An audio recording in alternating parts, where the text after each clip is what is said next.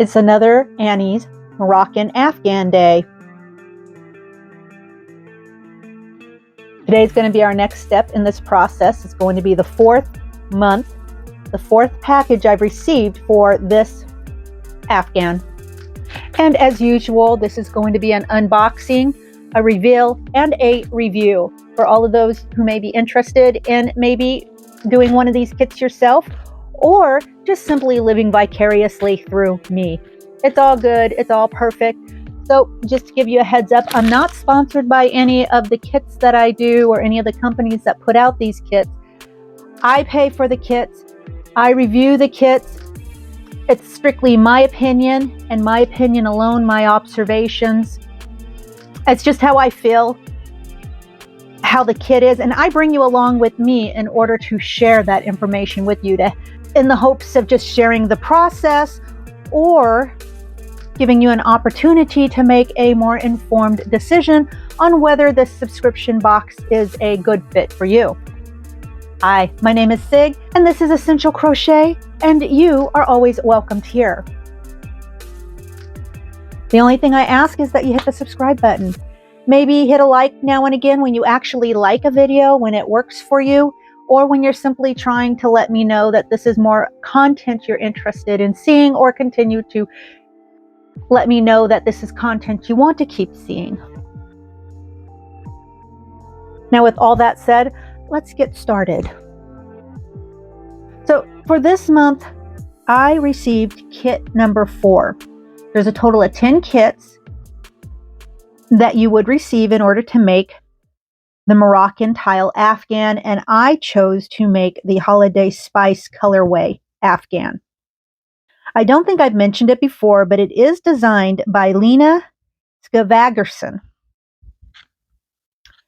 And for those of you who might need a little additional help when making this, they do offer a video tutorial that you can access once you become a member of the club.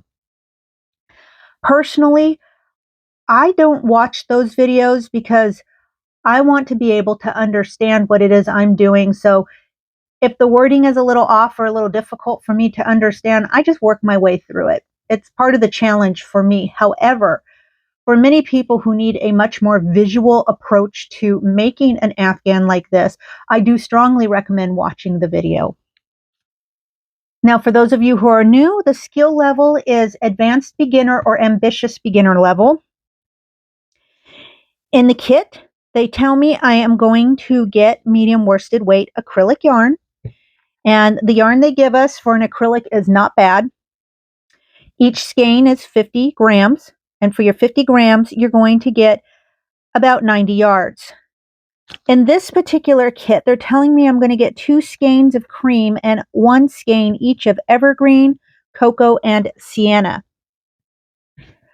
They tell me I need to use a size 9 or an I size hook, or for those of you who use metrics, a 5.5 millimeter crochet hook. You'll want to have a tapestry needle on hand in order to weave in any of your ends. And then special stitches is a cluster stitch. So now looking on the back, this tells me I'm going to be working a little more on the border of the combined 3 steps that I've done before. So if you remember, I ran out of yarn to finish up this last little bit at the end of step 3 in terms of the cream colored yarn. Now, I am pretty conservative with my use for the yarn. So what I did was I used the extra yarn from the previous kit, from kit 2, added it with the yarn for kit 3, and I still came up short. So I have a little more to discuss on that here in just another minute or two. But really what I wanted to show you was right here is going to be where we're going to start putting the new border around the square.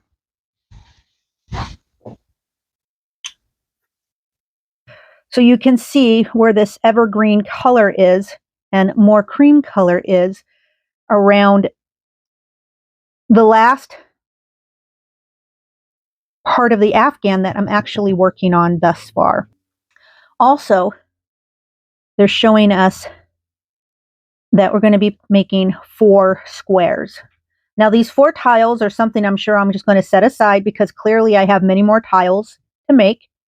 And those will, of course, be included in further kits as we move along. Now, here is a more up-close look of what that cream and evergreen border is going to look like on the piece that I have completed so far.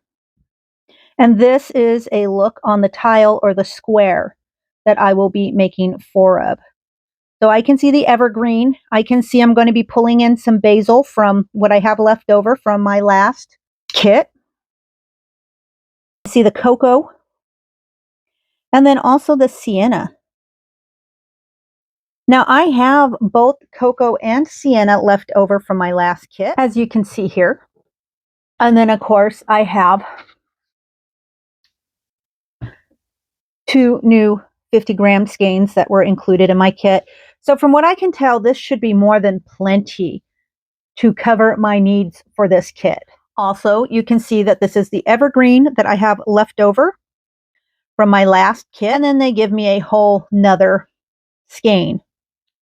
So now because I have this border that I need to go around my piece, I think I'm going to maybe cut it close on the evergreen. We'll see. We'll see how that goes. I'll let you know when I complete the necessary steps from this kit.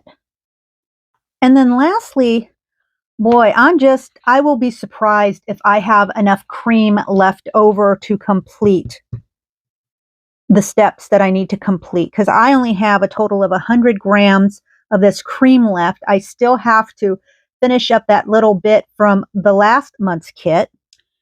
And then I have my border that requires at least 1 row of cream. I don't know, maybe 2 rows of cream. It really is going to depend on what the instructions say, and I haven't really looked at those yet. And then also the cream that goes into each one of these squares or tiles. So yeah, I'm really just not holding my breath at this point. We'll see. I'll let you know how this plays out. The suspense. I know, the suspense is killing me. Maybe it isn't killing you, but through the magic of video, you're going to find out a lot faster than I will.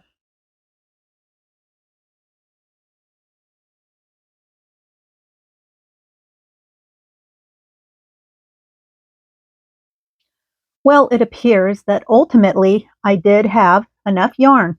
This is what's left after those 2 skeins of yarn that were given to me. I was able to finish up that little extra bit that needed some more cream. And then I was able to complete the required stitches for this kit 4. And this is the yarn I have left. And so, of course, we're going to put this aside for next time because I'm sure I'm going to be using plenty of it. Next, the amount of basil that was used was pretty negligible, for lack of a better description. And so the yarn that I already had left over, because if you remember, they did not give me a new skein of basil yet. But what I did have left over was clearly more than plenty, because this is what I still have left after that little bit of basil that was required for the actual pattern in this kit. Next, they did give us in this kit 1 skein of the evergreen, and I pretty much used just about all of it for this kit. So this is what I have left over, and I know it's just a little bit, but of course I'm going to save it because chances are I'm definitely going to use it. And then next, which was a little surprising, was that for my sienna and cocoa yarn, this is what I still have left over from last kit after using what I had available from last kit in this kit. And so really, I have 2 full skeins of the sienna and of the cocoa. So basically 1 full skein of each color. However, after looking at the pattern and the colors that are in the picture itself of the Afghan, I wouldn't be surprised if they don't give me any more of these colors. I don't know, maybe I'll get another skein of each one, but I kind of doubt it. So what we're going to see, because if I do get more of these colors, it's because the colors that I have left are going to cut it real close, because I don't see too much more of this color being used. But we'll play it by ear and we'll see what happens. So I'll put all this aside because I'm pretty certain we're definitely going to go through what's here in the next kits to come. So I'm showing you now kind of how the center block, if you will, the largest block in the kit so far. I mean, eventually it's all going to be one Afghan, but for now, let's just say we got 5 blocks, right? Currently. And so this is the largest block. And you can see where this new edging has been incorporated right on top of the open edge of last kits.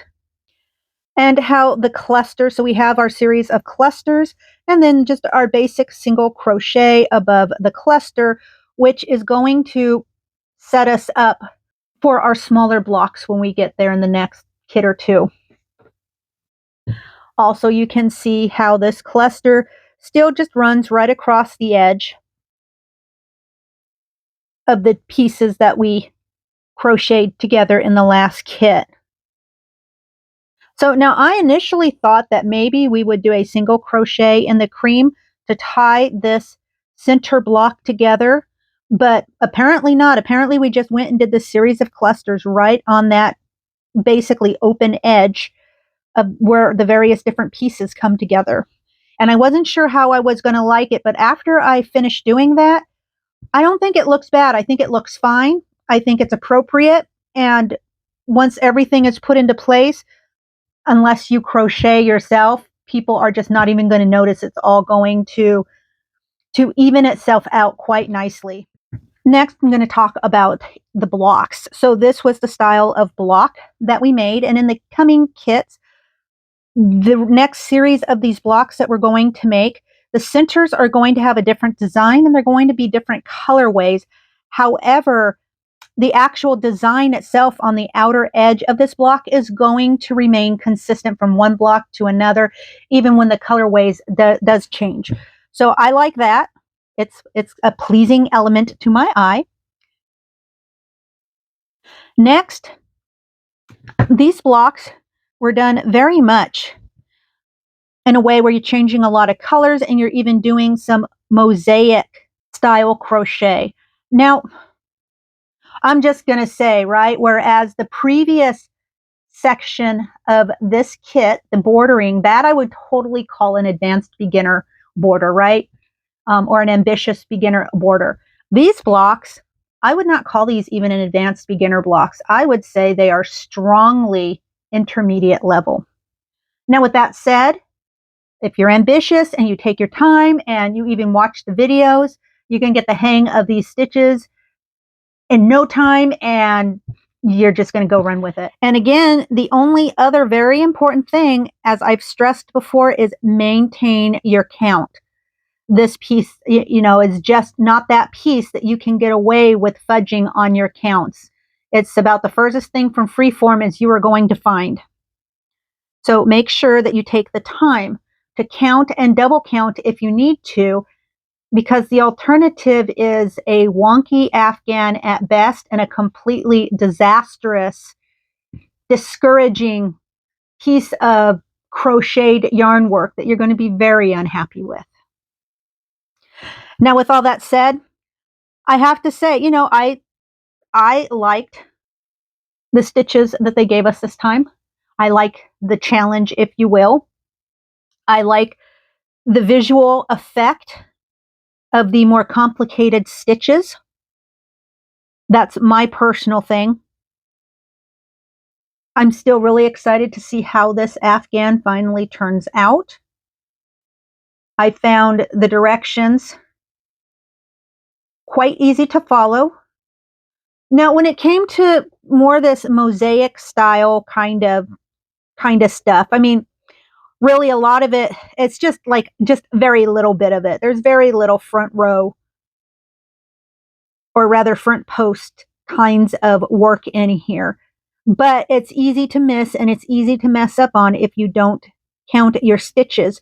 And if you're not familiar with the vernacular or reading a pattern, it can get very confusing very quickly. So again, just take your time, watch the videos if you need to, because that's going to help quite a bit. And just enjoy the process. And also too, if you need to undo your work or pull your yarn out and start over again, do it.